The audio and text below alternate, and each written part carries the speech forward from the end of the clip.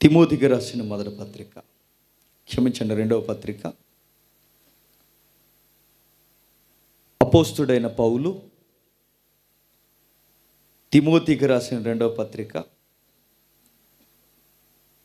4వ అధ్యాయం, రెండవ పత్రిక 4వ అధ్యాయం 6వ వచనం నుండి,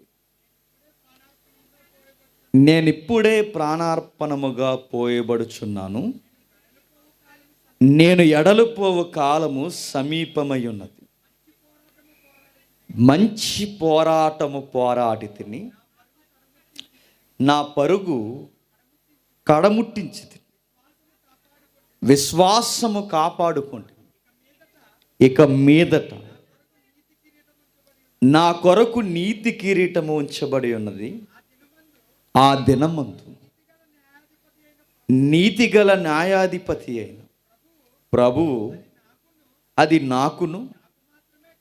నాకు మాత్రమే కాకుండా తన ప్రత్యక్షతను అపేక్షించు వారందరికీ అది అనుగ్రహింపబడును. చివరి పదం తీసుకోండి. తన ప్రత్యక్షను అపేక్షించు వారందరికీ ఆ జీవ కిరీటం అనుగ్రహింపబడు. జాగ్రత్తగా వినాలి. ఈ 6 రోజులు మీరు ఏమి విన్నారు? వాక్యము విని వెళుతున్నారు. ఈ 6 రోజులు మీరు సోది కాలాపన వినలేదు. మధ్యాహ్నం వేళ సంఘానికి ఉపయోగకరమైన ఒక విలువైన సిద్ధాంతాన్ని మీరు విన్నారు. ఇది మౌలికమైన సిద్ధాంతం. ఒక సిస్టమేటిక్ థియాలజీని బైబిల్లో నుండి ఆయన మీకు వినిపించారు. ఎందుకు చెబుతున్నారు? గంటలు గంటలు నిలబడి స్పీకర్స్ ఎందుకు ఇన్ని లక్షల రూపాయలు ఖర్చు చేసి ఇంత కష్టపడి గుండెలు చించుకుని మాట్లాడుతున్నారంటే దానికి అర్థం ఒకే ఒక్కటి, ఆ ప్రత్యక్షతలో మీరు ఉండాలి. ఆ ప్రత్యక్షతను మీరు కనిపెట్టాలి. ఆ ప్రత్యక్షత కొరకు పోరాటము చేయాలి. మంచి పోరాటం. మన పోరాటాలు దేని కొరకండి? డబ్బుల కొరకు పోరాటం, ఆరాటం. ఆస్తుల కొరకు పోరాటాలు, ఆరాటాలు. మనకి అన్నదమ్ములతోనే పోట్ల గొడవలు. మన ఈదుల్లో వాళ్ళతో పడదు, మన ఎదురింటి వాళ్ళతో పడదు. మన పోట్లాట దేనితోనో తెలుసా? పనికి రాని సూర్యుని కింద వ్యర్థమైపోయే కార్యాల కొరకు మన పోరాటం. పౌలు నీకు నాకు రణరంగంలో తన జీవితాన్ని ముగిస్తున్న పౌలు గారు అంటున్నారు, మంచి పోరాటం. ఈ పత్రికల్ని ఏ పత్రికలు అంటారో చెప్పనా? యుద్ధ వీరుడు మరణ ఘోషకి వెళ్ళిపోతూ రాస్తున్న యుద్ధ వీరుని మరణ ఘోష పత్రికలు అంటారు. ఇంకా మాట్లాడుకుంటే ఇవి మరణ వాంగ్మూల పత్రిక. ఆ పత్రికల్లో ఆయన సవాలు ఇస్తున్నాడు భవిష్యత్తు సేవకులకి, సంఘానికి. మంచి పోరాటం. సేవలో పోరాటం ఉంటుందంటే ఉంటుంది. సేవలో సుఖాలు ఎత్తుక్కునేవాడు సేవకుడు కాదు. సేవలో రాయితీలు ఎతికేవాడు సేవకుడి కాదు. సేవలో పోరాటం ఉంటుంది. ఎవరితో పోరాటం? ముఖ్యముగా తోటి సేవకులతో పోరాటం ఉంటుంది. సేవకులతో సేవకులకే పోరాటం అంటే ఎస్, క్రైస్తవ చరిత్ర చెబుతుంది ఒక భయంకరమైన పోరాటం చరిత్రలో జరిగింది. ఒకసారి చూడండి ఇమేజ్. చరిత్రలో పోరాటం జరిగిందంటే జరిగింది. జీవ కిరీటం కొరకు, ప్రత్యక్షత కొరకు, అప్పగింపబడిన బోధ కొరకు ఫైట్ జరిగింది. Fight. Saint Athanasius, monk, Roman Catholic monk, saint Athanasius. ఈయన చరిత్రకు పోరాటం. ఈయన చరిత్ర సమాజానికి సవాల్ చేసే సామెత. నిండు చంద్రుడు ఒకవైపు, చుక్కల ఒకవైపు అనే సామెత ఎవరిని బట్టి పుట్టిందో తెలుసా? సైంట్ అథ్నేసియా. లోకమంతా ఒకవైపు ఉంటే ఆ మనిషి ఒకవైపే ఉన్నాడని మార్టిన్ లూథర్ అనకు ఊపినిచ్చిన మాదిరికరమైన సాక్ష్య జీవితం ఎవరిదో తెలుసా? సైంట్ అత్నేసియా. నీకు లోకం వ్యతిరేకమైందంటే ఈయన అన్నాడు, లోకం నాకు వ్యతిరేకం కాదు, లోకానికి నేను వ్యతిరేకం అన్నాడు సెయింట్ అత్నేసియా. ఆ మాటలే పరిశుద్ధుడు మార్టిన్ లూథర్ అని చెప్పాడు. ఏమి సాధించాడు? ఏం చేశాడు? ఫైట్ చేశాడు దుర్బోధలతో. 6 రోజులు ఏడాది మీరు ఇంటికి పోయే ముందు నేర్చుకునే ఒక ముఖ్యమైన మౌలికమైన సంఘ సిద్ధాంతం గూర్చి 2000 సంవత్సరాల ప్రారంభపు శతాబ్దాల కాలంలో ఫైట్ చేశాడు సెయింట్ అత్నేసియా. నా కొడుకు పుట్టలేదు కానండి, ఈ పాఠం ప్రిపేర్ అవుతున్నప్పుడు నాకే కనుక కొడుకు పుడితే ఆ పేరు పెట్టుకుందాం అనుకున్నా. కూతురు పుట్టింది. ఏదైనా అనిచిత్తమే. సెయింట్ అత్నేసియా పేరు ఎట్టుకోవాలనుకున్నామంటే ఆయన చరిత్ర ఎలాంటిదో చూడండి. క్రీస్తు శకం 290లో పుట్టాడు. అతని గురువు అలెగ్జాండ్రియా. క్రీస్తు శకం 290 అతని గురువు అలెగ్జాండ్రియా. అలెగ్జాండ్రియా అనే పట్టణంలో అలెగ్జాండ్రియా అనే బిషప్ దగ్గర శిష్యుడు. అర్థమవుతుందో లేదో భాష? అలెగ్జాండ్రియా అనే ఏరియాలో అలెగ్జాండర్ అని ఒక బిషప్ దగ్గర శిష్యరికం చేస్తున్నాడు, పరిచర్య చేస్తున్నాడు, వాక్యాలు నేర్చుకుంటున్నాడు, వాక్యంలో ఎదుగుతూ ఉండగా అలెగ్జాండ్రియా బిషప్ గారికి ప్రసిద్ధి చెందినంత సేవ ఉంది. ఆయన పేరు చెబితే రాజులు గౌరవిస్తారు, ఆయన పేరు చెబితే సామంతులు దిగొస్తారు. ఆయన పేరు ప్రఖ్యాతుల ముందు ఎవరైనా తగ్గి దిగాల్సినది, అంత పేరుంది అలెగ్జాండ్రియా గారికి. అయితే ఎప్పుడైతే అలెగ్జాండర్ ఈజిప్ట్కి చెందినవాడు, క్షమించండి అత్నేసియా, ఎప్పుడైతే ఈయన గురువు గారి దగ్గర నలుగుతూ నలుగుతున్నాడు. సేవలో 2 ఉండాలి, నలగాలి, ఎదగాలి. ఎదుగుతూనే నలగాలి, నలుగుతూనే ఎదగాలి. ఇది సేవలో ఎదిగే విధానం. డైరెక్ట్గా వచ్చేసి నాకు మైక్ ఇచ్చేయండి అంటే మామ తట్టుకోలేవు. నీ మైక్ ఇచ్చి మైకులు ఊరకే చేతికి రావు, గుర్తుపెట్టుకో. మమ్మల్ని గుర్తించలేదు అనుకో, దేవుడు గుర్తించాలి. మమ్మల్ని పిలవలేదు అనుకో, దేవుడు వాడుకోవాలి. నేను ఎప్పుడు ఒకటి అనుకుంటానండి, నాకు ఈరోజు పలానా దిక్కున మీటింగ్లో అవకాశం చెప్పాలని అవకాశం వచ్చిందంటే ఆ మీటింగ్ కన్వీనర్స్ అనుకుంటే రాలేదు, నన్ను దేవుడు అనుకున్నాడు కనుక వచ్చింది. ఈ 6 రోజుల్లో పలానా టైంలో నువ్వు ఆడబడాలి అన్నారంటే ఆ సమయం ఇచ్చింది ఈ షెడ్యూల్ వేసిన వారు కాదు, ఎవరు? దేవుడు ఇచ్చాడు, దేవుడు నమ్మిచ్చాడు. ఏదికా అలా నమ్మినిచ్చినప్పుడు కొన్ని అనుభవాలు గుండా నడిపిస్తాడు. అలా నడుస్తున్నాడు సెయింట్ అత్నేసియా. గురువు గారు, మంచి గురువు బిషప్ అలెగ్జాండ్రియా సేవను జరిగిస్తున్నాడు. అది 2-3 శతాబ్దాల మధ్య కాల వ్యవధి. గొప్ప మనకు దుర్బాధ వచ్చింది, పిడుగులాగా ఒక దుర్బాధ వచ్చింది, పెళ్ళి మనకు దుర్బాధ వచ్చింది. ఆ దుర్బాధను ప్రారంభించిన వాడు ఏరియస్ అన్నవాడు. ఎవడు? ఏరియనిజం అంటారు. వాడు ఒక దుర్బోధ తీసుకొచ్చాడు, ఒక దుర్బోధ. ఆ దుర్బోధ ఏంటో తెలుసా? యేసు ప్రభు దేవుడు కాదు, అది దుర్బోధ.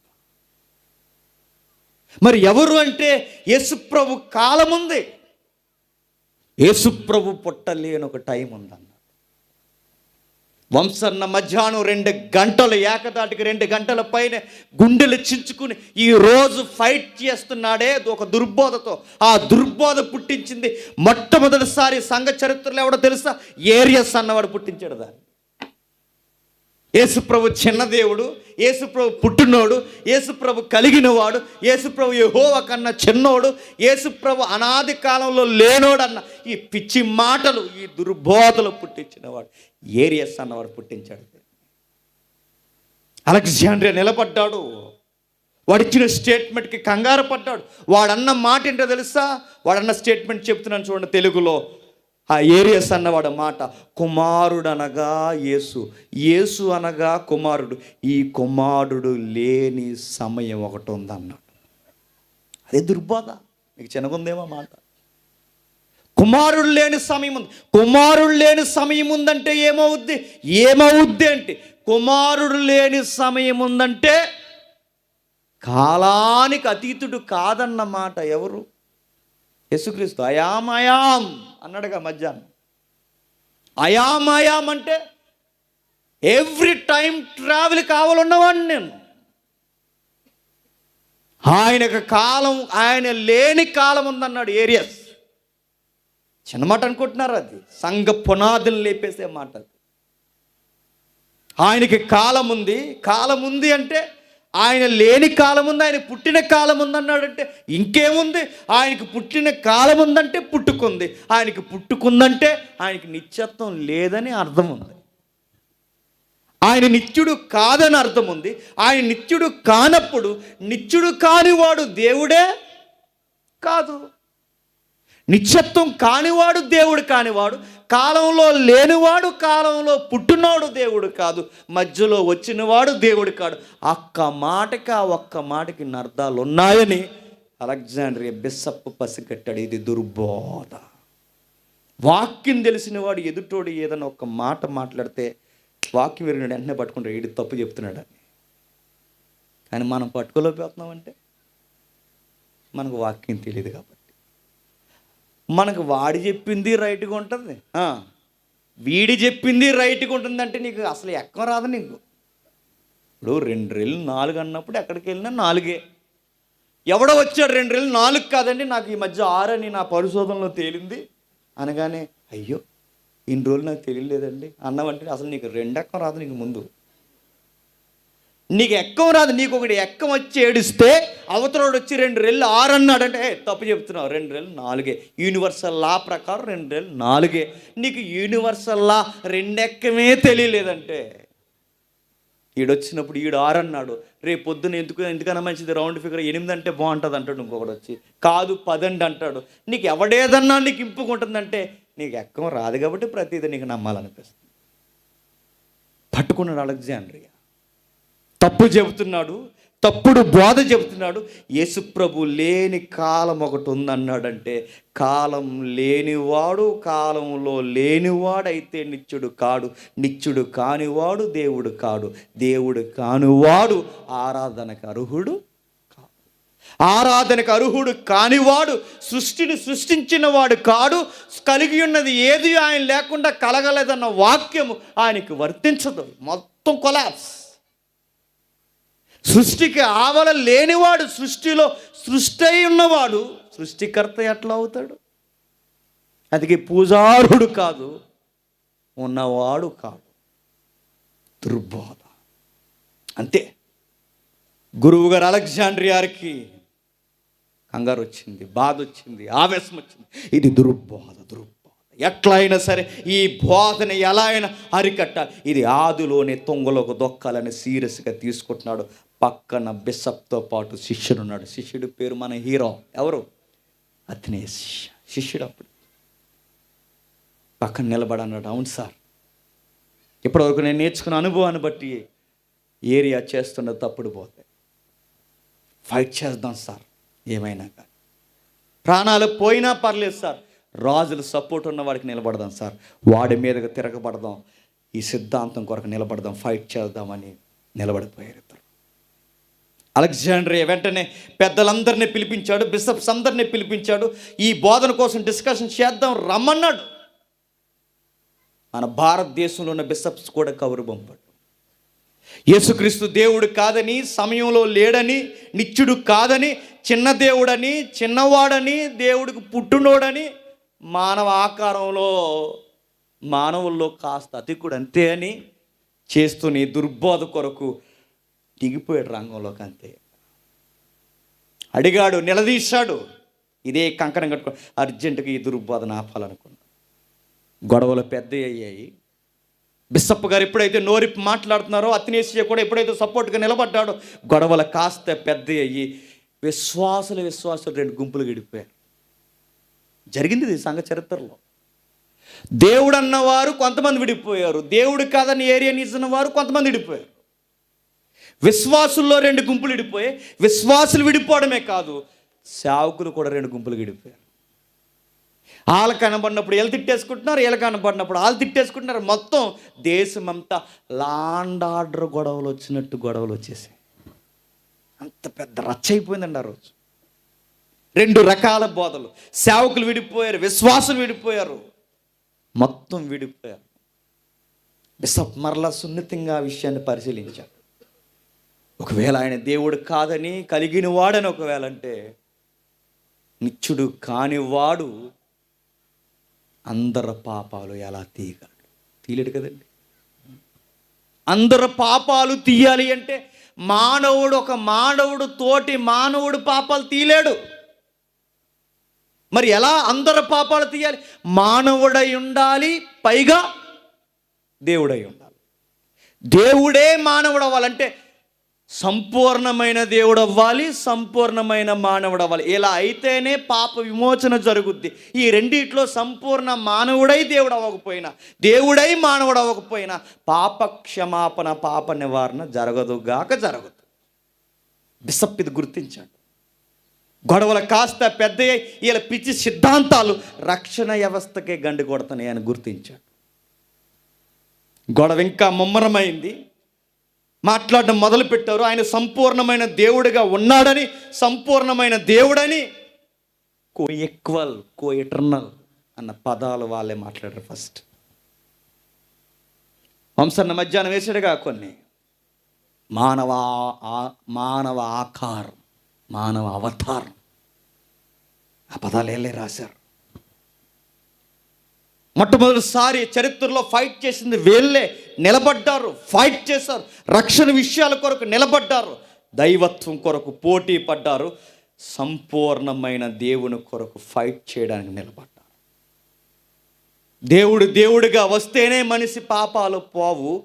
దేవుడు మానవుడిగా, సంపూర్ణమైన మానవుడిగా దేవుడు ఉన్నప్పుడే మనిషి పాపాలు పోతాయి.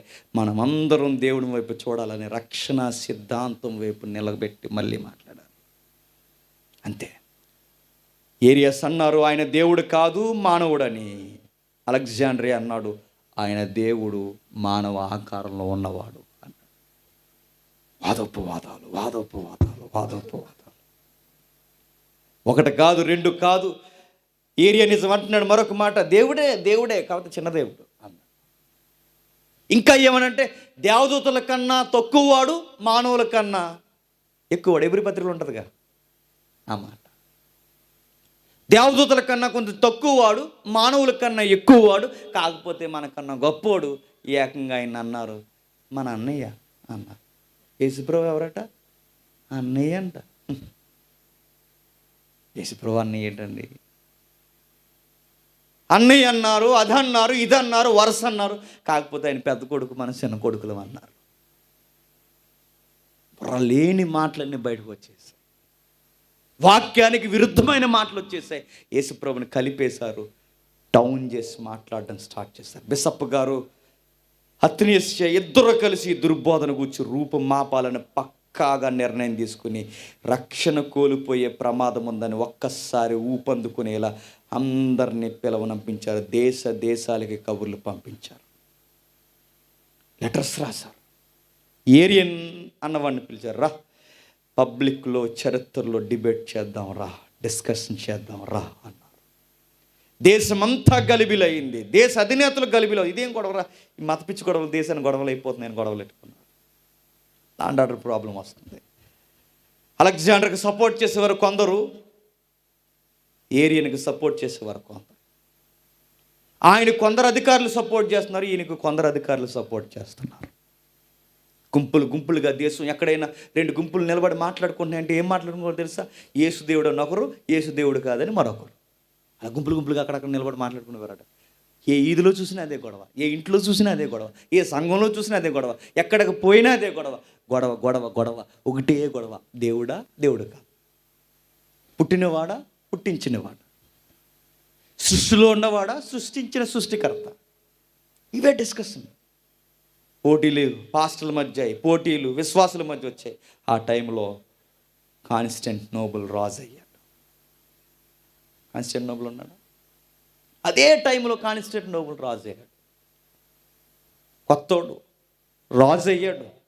ఎప్పుడైతే రాజు అయిన వెంటనే క్రిస్టియనిజానికి రాయల్ లుక్ తీసుకొచ్చాడు. అంతే. రాజుగారు క్రైస్తవుడు అయ్యేసరికి వెంటనే అనుకున్నాడు, ఇది ఎర్రా నేనేదో క్రైస్తవుడు అయ్యాను, మీ గొడవలు ఎటురా బాబు అనుకున్నాడు. ఎవరు? నేనేదో క్రైస్తవుని, మీ గొడవలేంటి? ఇప్పుడు నేను క్రిస్టియన్ అయితే ఇప్పుడు మీ గొడవలేంటి? మనశ్శాంతి లేకుండా. నా రాజ్యంలో ఏ గొడవ ఉండకూడదు, నా రాజ్యంలో ఏ బాధలు ఉండకూడదు, నా రాజ్యంలో సఖ్యత కావాలి. అందుకే మీరు ఏం చేస్తారంటే ఏదో ఒకటి తేల్చేయండి అన్నాడు. ఏదో ఒకటి తేల్చండి అన్నది యేసుప్రభుకి నామఘనత కొరకు కాదు. చెప్పండి, ఆయన రాజ్యం గలిబిలు అవ్వకూడదని. కాన్స్టంటినోపుల్ దేవుడు కాదు, దేవుడు తెలుసుకున్నాక అది నాకు చెప్పండి, నేను ఫాలో అయిపోతాను అన్నాడు. అంటే వాక్యం అనవసరం ఆయనకి, సిద్ధాంతం అనవసరం ఆయనకి, ఏమైనా అనవసరం ఆయనకి. అందరూ ఐక్యంగా ఉంటే చాలు. ఇప్పుడు సంఘంలో అది నడుస్తుందండి. సిద్ధాంతాలు వేరట, ఐక్యంగా ఉంటారట. ఇదేంటండి? వాక్యములో కలవని ఐక్యత వేదికల మీద ఎందుకు? ఐక్యత తగలెట్టడానికి. సత్యములో కలవని ఐక్యత,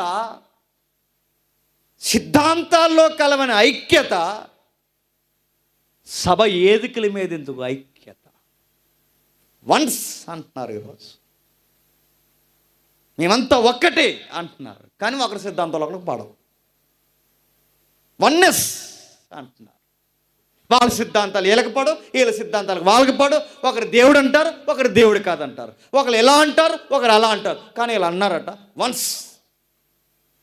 ఏంటి మీ వన్స్? సత్యములో కలవని ఐక్యత ఎలా అవుద్ది? పాట పాడితే ఐక్యత అయిపోతారా? ఎదుకెక్కి పక్కన కూర్చుంటే ఐక్యత అయిపోతారా? కూర్చుని మాట్లాడుకుంటే ఐక్యత. సత్యమందు ఐక్యత, వాక్యమందు ఐక్యత. ఎక్కడుందో ఐక్యత చెప్పండి. ఆ రోజు కూడా ఈ రాజు అదే అంటున్నాడు, ఐక్యపరచండి. ఏదోలా మీరు ఒకటి అయిపోంటారు, రాజ్యంలో గొడవలేండి, మీరు మొత్తం మీద ఒకటి అయిపోండి, సిద్ధాంతాలు పక్క దోశ అన్నాడు. సిద్ధాంతాలు ఏమైపోయినా పర్లేదంటే ఒకటి అయిపోవాలంటే అంతే.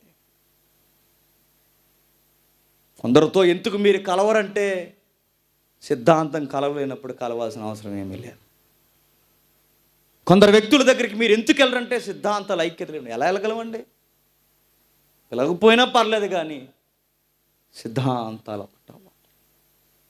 వారి మీటింగ్స్ పిలిస్తే వెళతాం, వారి సభలకు పిలిస్తే వెళతాం, కానీ మనం చెప్పేలా ఉండాలి తప్ప, చెప్పండి, వారి సిద్ధాంతాలు మనం చెప్పించుకునే స్థితిలో ఉండకూడదు. అందుకే నన్ను అందరూ పిలుస్తారు, అన్ని రకాల డినామినేషన్స్ పిలిస్తే వెళతాను. వాళ్ళ దగ్గర ఏది చెప్పకూడదు అది చెప్తాను. నన్ను పిలిచినా పిలవకపోయినా. ఒకరోజు ఒక సంఘం పిలిచింది నన్ను. వారు ప్రాస్పరిటీని బాగా నమ్ముతారు. ప్రాస్పరిటీ తప్పని చెప్పాను, ఒప్పుకున్నారు. తర్వాత మరలా డేట్ తీసుకున్నారు, ఒప్పుకుంటారు. సచిన్ చెప్తే ఒప్పుకుంటారు. ఒప్పుకోకపోతే పిలవరం మానేస్తారు. నష్టమేముంది? విన్న నలుగురికే చెబుదాం. వన్స్ అనే పదం ఇలా చేసేయాలనుకున్నాడు కాన్స్టంటినోపుల్. కలిసిపండ్రా ఏదోలా. సత్యమును బట్టి మనుషులు కలవరట, సత్యాన్ని పక్కనకు తోసేసి మనుషులు కలిసిపోతారట. కలిసిపండి ఏదోలా అన్నాడట. వెంటనే ఎప్పుడైతే కలవమన్నాడో అలెగ్జాండ్రియా బిషప్ ఇలా అన్నాడు, సార్ నేను కలవను సార్ అన్నాడు. రాజుకి ఎదురు నిలబడ్డాడు. చూడండి, పోరాటం అంటే ఏడు అర్థం అవుతుంది. సార్ నేను కలవను సార్ అన్నాడు. ఏ అన్నాడు, సిద్ధాంతాన్ని ఏకీభవించలేనప్పుడు నేను ఎలా కలుస్తాను సార్? నీకు సిద్ధాంతం ఒప్పుకోవాలి అంతే కదా అన్నాడు కాన్స్టంటినోపుల్. చక్రవర్తి అండి. అవును సార్ ఒప్పుకోవాలన్నాడు. రేపటి కల్లా ఒప్పిస్తాను నాకు అన్నాడు. అది కాదు సార్ అన్నాడు. ఒప్పిస్తాను, నువ్వు మాట్లాడకు, ఒప్పిస్తాను. ఎందుకంటే ఆ రోజు రాజులకి బిషప్స్కి కమ్యూనికేషన్ గట్టిగా ఉండేది. రాష్ట్రాలను గౌరవించారు అప్పుడు. నేను ఒప్పిస్తాను కంటే ఒప్పిస్తే ఒప్పించారు కానీ సార్ ఇప్పుడు ఒప్పుకుంటారు, తర్వాత మరలా వాళ్ళ సిద్ధాంతాన్ని వాళ్ళు బయటకు తెస్తారు.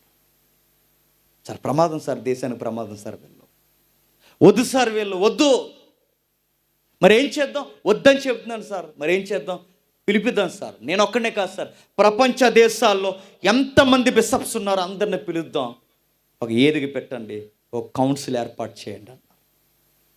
దానే నైస్య కౌన్సిల్ అంటారు. సంఘ చరిత్ర ఇది, బోరింగ్ సబ్జెక్ట్ కాదు ఇది. ఒక కౌన్సిల్ ఏర్పాటు చేయండి. ఏర్పాటు చేశారు. మన ఇండియాలో ఉన్న బిషప్స్ కూడా పిలిచారు. మొత్తం 1800 మంది బిషప్స్కి లెటర్స్ వెళ్ళాయి. పలానా రోజు డివినిటీ మీద డిస్కషన్ జరుగుతుంది రండి అని. డివినిటీ మీన్స్ దేవత్వం మీద, క్రీస్తు దేవత్వం మీద డిస్కషన్ జరుగుతుంది. దైవ జనాంగమా, సేవక బృందమా, రండి డిస్కషన్ చేద్దాం రండి అన్నారు. 1800 మందికి లెటర్స్ ఇస్తే 300 మంది వచ్చారంట. మరి మిగిలిన వారికి ఈ విషయం అంత సీరియస్ కాదనుకున్నారండి. 300 మంది వచ్చారు, 1800 మంది కంటే వీళ్ళు ఎందుకు రాలేదంటే వాళ్ళు పెద్ద సీరియస్గా తీసుకోలేదు. ఈ పని కన్నా మిగిలిన పని ముఖ్యమైనవి అనుకున్నారు. సరే, వచ్చిన కాడికే ఇక కౌన్సిల్ స్టార్ట్ అయింది. ఆ కౌన్సిల్ ఇమేజ్ అవుతాం. వచ్చిన దగ్గరికే కౌన్సిల్ స్టార్ట్ అయింది. నైస్య క్రడ్ స్టార్ట్ అయింది. నైస్య కౌన్సిల్లో ఒక పట్టిక తయారు చేశారు. 300 మంది కూర్చున్నారు, సీరియస్గా డిస్కషన్ చేశారు. క్షమించండి, 300 మంది కాదు, 1800 మందికి 300 మంది రాలేదు, 1500 మంది వచ్చారు. 1500 మంది కూర్చొని ఆ కౌన్సిల్ డిస్కషన్ చేశారు. కౌన్సిల్ ఇమేజ్ ఉందా? ఉంటుంది, నేను ఇచ్చాను. అలెగ్జాండ్రియా లేఖనాలు తీసి ఇప్పుడు మాట్లాడుతున్నాడు. ఇప్పుడు మీరు అందరిలాగా 1500 మంది మీరే బిషప్స్ అనుకోండి, నేను అలెగ్జాండ్రియా అనుకోండి. ఇదిగో యేసు ప్రభు దేవుడు, కో ఈక్వల్, కో ఇటర్నల్. అజ్జాన అన్న డిఫెన్స్ ఇచ్చాడు చూసారు. ఆ విధముగా లేఖనాలు తీసి మొత్తం డిఫెన్స్ ఇచ్చాడు. మొత్తం మాట్లాడారు, మొత్తం వివరించారు. అంత వివరించిన తర్వాత అందరికీ మైండ్ బ్లాక్ అయిపోయిన విషయం ఏంటంటే ఒప్పుకున్నారు. ఎస్, యేసు ప్రభు దేవుడు. అదిగో కౌన్సిల్ అదే చూసారా, 2వ శతాబ్దంలో జరిగింది అది. ఎప్పుడైతే జరిగిందో, జరిగిన తర్వాత అందరూ ఏకగ్రీవంగా, ఎస్, సంఘము ఏకగ్రీవంగా, ప్రపంచ దేశాల్లో ఉన్న సార్వత్రిక సంఘం ఏకగ్రీవంగా నిర్ణయం తీసుకోవాల్సిన నిర్ణయం ఏంటంటే ఆయన సాక్షాత్తు దేవుడు, దేవునితో సమానుడు నిర్ణయించారు. ఏదిక మీద నిర్ణయాలు రాసి సంతకాలు పెట్టారు. అందరూ ఒప్పుకుంటున్నాం అని సంతకాలు పెట్టారు. ఆ సంతకాలు పెడుతున్నప్పుడు కొన్ని పదాలు రాశారు. ఆ పదాలే ఇప్పటికీ మనం మెయిన్ లైన్ చర్చిల్లో చదువుతారు. మెయిన్ లైన్ చర్చిలు ఏంటో చెప్పిన, బాప్టిస్ట్ చర్చిలో, సిఎస్ఐ, మెథడిస్ట్, లోదరన్, ఈ మెయిన్ లైన్ చర్చిలో ఉన్నాయి చూసారు. ఆ చర్చిల్లో ఆసియాలో జరిగిన, ఆసియా కౌన్సిల్లో జరిగిన ఆ ఆజ్ఞల పట్టిక ఇప్పటికీ చదువుతారు. అది కూడా ఉంటుంది తమ్ముడు, ఉందా? ఎప్పుడైతే ఆ పట్టిక చదువు, ఆ పట్టికలో 4 మాటలు ఉంటాయి, నేను చదువుతాను చూడండి. విశ్వాసి, నేను తండ్రి అయిన దేవుని నమ్ముచున్నాను, కుమారుడైన దేవుణ్ణి నమ్ముచున్నాను. విశ్వాస, ఆసియా నైశ్య విశ్వాస ప్రమాణం. నేను తండ్రి అయిన దేవుణ్ణి దేవునిగా నమ్ముతున్నాను, కుమారుడైన దేవుణ్ణి దేవునిగా నమ్ముచున్నాను. ఆయన కన్యకైన మరియ గర్భమున జన్మించి, ఇలలో జీవించి, చనిపోయి, పునరుద్ధానుడై, ఆరోహణుడై, పరిశుద్ధాత్మను నమ్ముచున్నాను. ఆయన్ని దేవుడిగా నమ్ముచున్నాను, ఈయన్ని దేవుడిగా నమ్ముచున్నాను. ఇంకా ఇది మా విశ్వాస ప్రమాణం అని నమ్ముచున్నాము. ఇది మొదలుకొని ఈయన దేవునిగా మేము అంగీకరించుచున్నాం. నైస్య కౌన్సిల్ ఆ రోజు రాసింది, ఈ రోజుకి సంఘాలు చదువుతున్నాయి. కొన్ని మార్పులు ఉన్నాయి అనుకోండి, కొన్ని మార్పులు తర్వాత కొన్ని అదే ఆ సూత్రమే మనం చదువుతాం. కొన్ని మార్పులు ఉన్నా కానీ అక్కడ మెయిన్ విషయాలు రాశారు. ఇదిగో ఆయన నమ్ముతున్నాం, ఆయన దేవుడు. ఇది ఎవడైతే ఒప్పుకోడో, ఈ విశ్వాస ప్రమాణ సూత్రం ఎవడైతే సంఘంలో ఒప్పుకోడో వాడు విశ్వాసి కాదని ఈ రోజుకి చదివిస్తారు. ఈ రోజుకి నిలబడి వాక్యానికి ముందు ఇదిగో ప్రమాణం ఒప్పుకుందామంటారు పెద్దలు. ఆ పద్ధతి ఎక్కడి నుంచి వచ్చింది అనుకుంటున్నారు? క్రీస్తు 2-3 శతాబ్దాల్లో నైస్య కౌన్సిల్లో జరిగిన పద్ధతి అది. ఇది ఒప్పుకుని ఎవడైతే అంగీకరిస్తాడో వాడే దేవుని సంఘములో ఒప్పుకున్నారు. ఇది నమ్మని వాడు క్రైస్తవుడు కాదు, ఈ ప్రమాణం స్వీకరించని వాడు క్రైస్తవుడు కాదు, దీని మీద సంతకం పెట్టని వాడు బిషప్పే కాదనేసరికి అందరూ ఒప్పుకుని సంతకాలు పెట్టి దాన్ని డిక్లేర్ చేసి ఈరోజు మెయిన్లే చర్చి వరకు అందించారు. ఏరియస్ తప్పుడు బోధనని ఆదిలోనే అలెగ్జాండ్రియా తొక్కేశాడు, శాసనం చేయించాడు. ఇండియా వరకు అవతరాలు వచ్చేసాయి.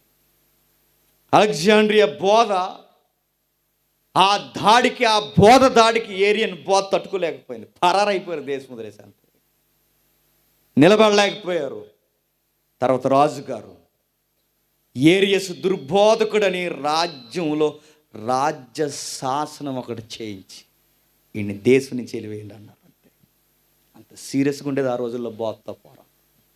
ఈడ మరలా ఇంకెక్కడా సేవ చేయకూడదు, దేశం నుంచి ఎలేసండి అన్నారంతే. ఏరియా నిజాన్ని ఎలేసేశారు.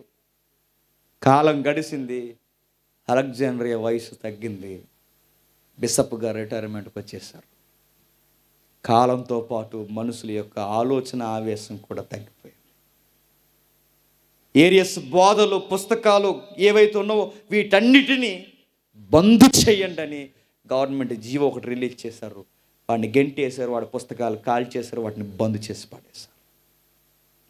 తర్వాత గురువు గారికి వయసు అయిపోయింది, కాలం గడిచింది.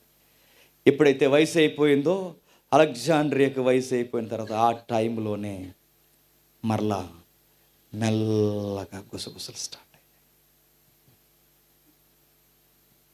ఆయన కాలంతో పాటు అలెగ్జాండ్రియా వయసు కూడా మందగించడం వల్ల మెల్లమెల్లగా రిటైర్మెంట్ దగ్గరికి వచ్చేసరికి తన శిష్యుడు ఇప్పుడు బిషప్ అయ్యాడు. ఎవరు? అథనేసియా.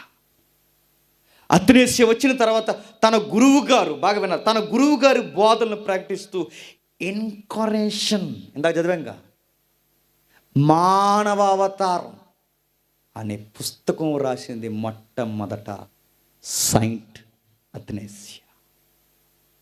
మొట్టమొదట రాసిన పుస్తకం రాసింది ఆయనే. యేసు ప్రభుని ఇలా చూడాలి, లేఖనాల్లో ఇలా ఎదుర్కోవాలి, లేఖనాల్లో ఈయన దేవుడని ప్రూవ్ చేసి రాసింది ఆయనే. ఆయన రాసిన పుస్తకం ఘనమైనది ఇప్పటికీ సంఘ చరిత్ర. యేసుక్రీస్తుని గురించి సరి అయిన అర్థాలు దొరకాలంటే ఇప్పటికీ బైబిల్ చదువర్లు, పండితులు ఆ పుస్తకాలు చదువుతారు. అలెగ్జాండ్రియా దగ్గర నుంచి అథనేసియా పుస్తకాల వరకు ఇప్పటికీ చదువుతారు. నవతరం పండితుల వరకు సంప్రదించే పుస్తకాలు అవే. తన గురువు గారు ప్రారంభించిన విప్లవంలో తనకంటూ పేరు వచ్చింది, ప్రఖ్యాతి వచ్చింది, గొప్ప పేరు వచ్చింది, సేవ భారం వచ్చింది. అంతకంతకి ఎదిగాడు, తన గురువు అంత అయిపోయాడు. బాగా వినాలి, ముగించుకుందాం. ఈ లోపల కాలం గడిచింది. మెల్లగా దేశంలోనికి ఏరియన్ అనుసరులు వస్తున్నారు. మెల్లగా గుంట నక్కల్లాగా రాజుగారి దగ్గరకు వచ్చి అన్నారు, రాజా, చిన్న మనవి రాజా, ఏదో సంఘపరమైన బోధ తేడా వచ్చిందని ఏకంగా రాజ్యాంగంలో మా మీద ఒక జీవో వచ్చేసి వెళ్ళేసేస్తారా? ఇది న్యాయమా? రాజా, మా యందు దయించి మరలా మమ్మల్ని దేశంలోనికి స్వాగతించండి, మా మీద ఉన్న ఈ శిక్ష తొలగించండి. దేశ ద్రోహులుగా చిత్రీకరించి మా ఏరియా నిజం అంగీకరించిన వారిని బయటకు దోసేయడం మేము భరించలేనంత శిక్ష రాజా, మమ్మల్ని క్షమించండి అని భిక్షాటన చేస్తున్నట్టు అడిగారు. రాజు కూలయ్యాడు. అథనేసియాకు ఒక మాట చెప్పాడు, మరేమంటావు, క్షమించేద్దామా, ఏం చేద్దాం, పిలిపిద్దామంటే అథనేసియా వద్దన్నాడు. పిలవడానికి వీళ్ళు వేస్తారు. అతను వాడు కానీ వచ్చాడు, మరలా వాడు దుర్బోధ స్టార్ట్ చేస్తాడు. రావడానికి వీళ్ళేదంటే రాజుకు తిక్కలేసింది. రాజు మాట ఎదిరేస్తావు నువ్వు? పిలుస్తామని చెబితే పిలవద్దంటున్నావా? వాళ్ళు వచ్చేమో మంచిగా సన్నాయి నొక్కులు నొక్కుతున్నారు. ఎవరు? ఏరియన్ అనుసరులు.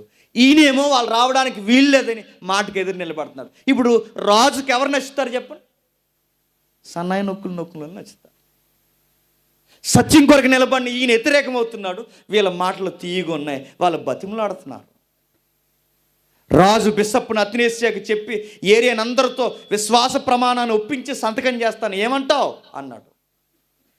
రాజు ముందు నిలబడిన అథనేసియా అన్నాడు, మీరు ఏమన్నా నేను ఒప్పుకోండి సార్, ఎందుకంటే ఇప్పుడు ఒప్పుకుంటారు ప్రజల ముందు, రేపొద్దున చెప్పకుండా దుర్బోధ స్టార్ట్ చేస్తారు.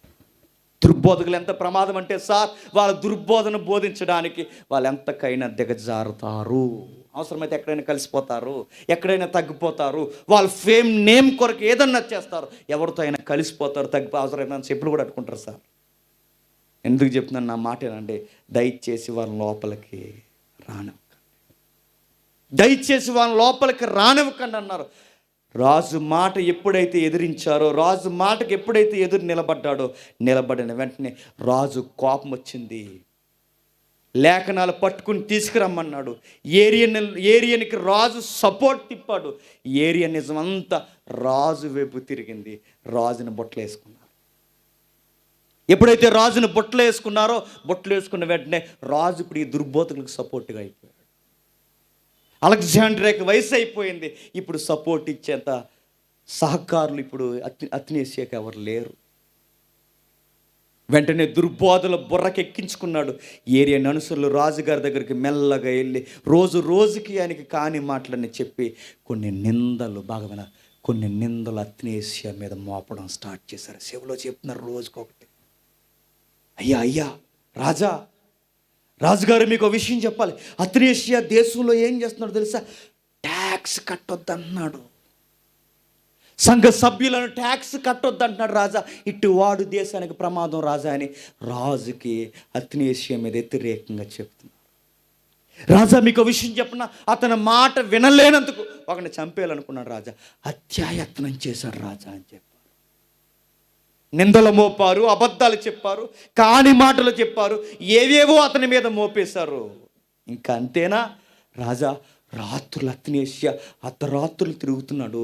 అతనికి ఏదో మాంత్రిక శక్తులు ఉన్నాయన్నారు. చేతబడేదో నేర్చుకున్నాడు. రాత్రులు నిద్రపోకుండా తిరుగుతున్నాడు, ఏదేదో దోపాలు వేస్తున్నాడు.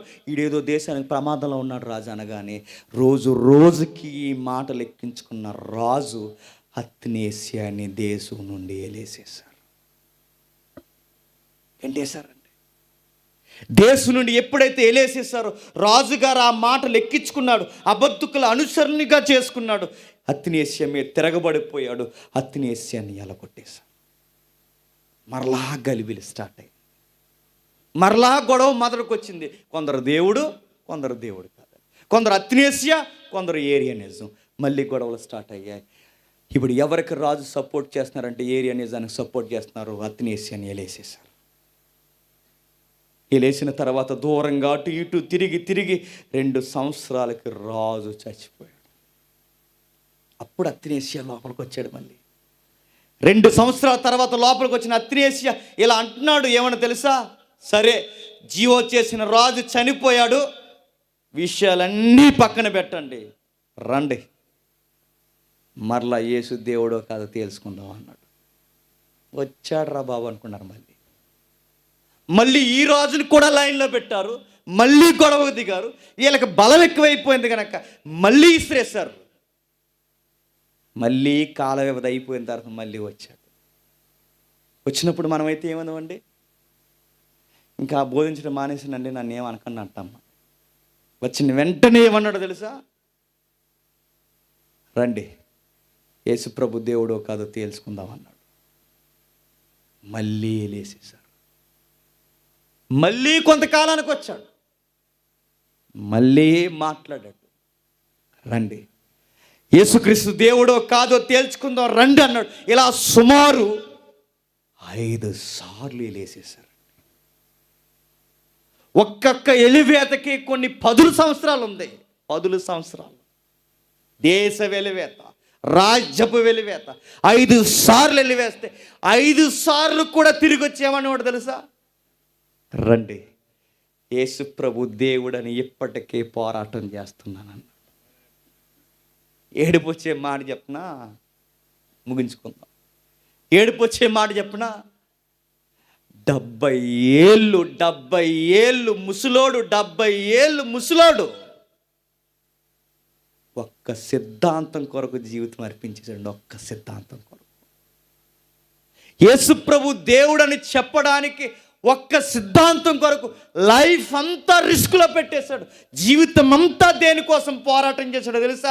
యేసు దేవుడని చెప్పడానికి ఆ ఒక్క సిద్ధాంతం కొరకు జీవితం అంతా ధారాదత్తంగా పెట్టుబడి పెట్టేశాడండి. పోరాటం, మనుషులతో సిద్ధాంతాలతో పోరాటం, మనుషులతో వ్యక్తులతో పోరాటం. 70 సంవత్సరాల వయసు వచ్చిన ఇప్పటికీ ఆ వృద్ధుడు ఎన్నిసార్లు ఊరు బయటికి వెళ్ళిపోయి మరలా వచ్చిన ప్రతిసారి అంటున్నాడు, రండి మాట్లాడుకుందాం, యేసు ప్రభు దేవుడు దేవుడు దేవుడు. అప్పుడు కొన్ని సంవత్సరాల తర్వాత ఆయనకు 70 ఏళ్ళు వచ్చేసిన తర్వాత అప్పుడు ఊరు వాడు అన్నారట, ఇన్ని సంవత్సరాలు అయిపోయినా ఇంకా దేవుడు అని ఎలా ఆడుతున్నాడంటే ఇతను చెప్పింది మనం ఆలోచించాలన్నారట. అప్పుడు కూర్చున్నారండి. మళ్ళీ 364 క్రీస్తు శకం 364 AD second Nicaea council start అయింది. రెండవ నైసియా కౌన్సిల్ స్టార్ట్ అయింది. అప్పుడు స్టార్ట్ అయినప్పుడు అప్పుడు ప్రజలు సపోర్ట్ ఇస్తున్నారు. జీవితాంతం ఒక్క సిద్ధాంతం కొరకు పిచ్చోళ్ళలో తిరిగిన ఆ పిచ్చోడు మాట వినడానికి 70 సంవత్సరాల జీవితం పట్టింది. అప్పుడు మరలా సవరణ చేయడం మొదలెట్టారు. ఏరియా నిజాన్ని ఆపేశాడు. మంచి పోరాటము పోరాడి నా పరుగు కడముట్టించుతుంది. అతనేసియా, నీ లైఫ్ అంతా దేని కొరకు నువ్వు అంకితం చేసావంటే యేసు ప్రభు దేవుడని చెప్పడానికి అంకితం చేశాను అన్నాడు. నీ జీవితం అంతా దేని కొరకు అంకితం చేసావంటే యేసు ప్రభును గూర్చి అంకితం చేశాను. ఆయన లక్ష్యం ఒకటే, ఆయన దేవుడని ప్రపంచం తెలుసుకోవాలి.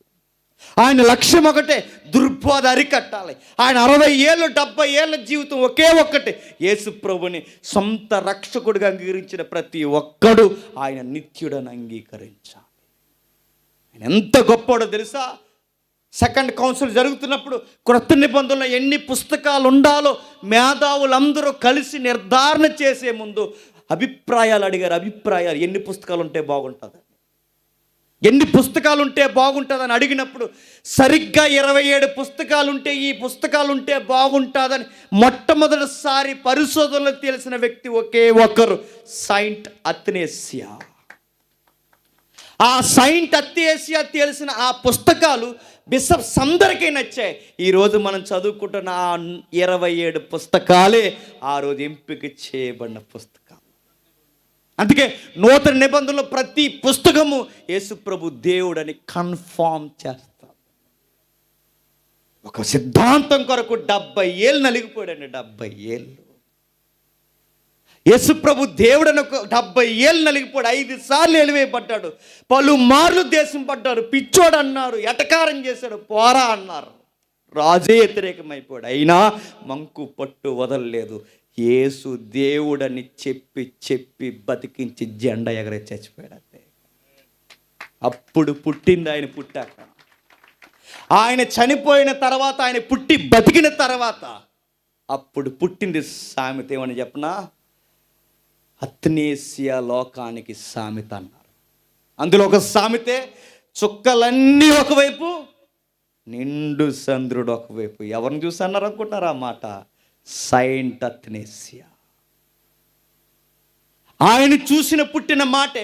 లోకమంతా ఒకవైపు, అథనేసియా ఒకవైపు. ముగించుకుందాం.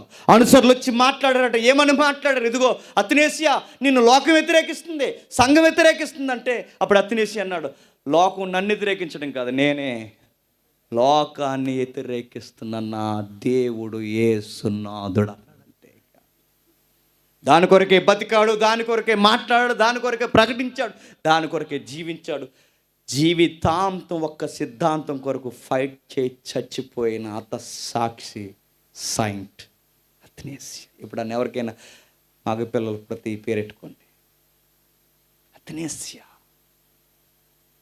ఆ గొప్ప సేవకుడు సంఘంలో పౌలు తర్వాత అలాంటి ఫైట్ చేసిన వారు ఉన్నారంటే అంటున్నాడు, మంచి పోరాటం పోరాడి తిని నా పరుగు కాడ ముట్టించింది. ఆపేశారు ఆ రోజు అలా. అంతే. అప్పుడు సమాధైపోయిన ఏరియనిజం మళ్ళీ ఇప్పుడు బయటకు వస్తుంది. అప్పుడు ఆగిపోయిన ఏరియనిజం మరలా ఇప్పుడు బయటకు వస్తుంది. ఇప్పుడు మరలా లేవాలి. ఎవరు చెప్పండి? అథనేసియా, అలెగ్జాండ్రియా రావాలి మరలా. ఏరియనిజం పుట్టిన ప్రతి దగ్గర మరల అత్నేష్య లాంటి వారు రావాలి, యేసుప్రభు దేవుడని పోరాటం చెయ్యాలి. చచ్చేంత వరకు ఆయన కొరకు ప్రకటిస్తూ అతి సాక్షి అయిన అత్నేష్యాల పోరాటం చేయాలి. చిన్న చిన్న సిద్ధాంతపరమైన ఇబ్బంది, చిన్న చిన్న పదాల కూర్పులో తేడా ఉందేమో కానీ వారి ఫైట్లో మాత్రం యథార్థత ఉంది. వారి మూలాల్లో చిన్న చిన్న లోపాలు ఉన్నాయేమో కానీ వారు తీసుకున్న నిర్ణయంలో మాత్రం స్వచ్ఛత ఉంది. అందుకే ఈ సెమినార్ అంతటి అయిన తర్వాత మీరు ఇంటికి వెళుతున్నప్పుడు మీ ఊహల్లో ఒక్కటే పెట్టి పంపించాలనుకున్నాం మేము. ఆ ఒక్కటేంటో తెలుసా? యేసుక్రీస్తు నిత్యుడు, యేసుక్రీస్తు దేవుడు, దేవునితో సమానుడు, దేవునితో నిత్యుడు, ఓ ఈక్వల్, కో ఇటర్నల్. ఇదొక్కటి గుర్తెట్టుకుని ఇంటికి వెళ్ళండి. ఇదొక్కటి మీరు కాపాడుకోండి. మీ విశ్వాసపు పునాదిని ఎవడు కాపాడు. దేవుడు మిమ్మల్ని దీవించును గాక. ఆమేన్.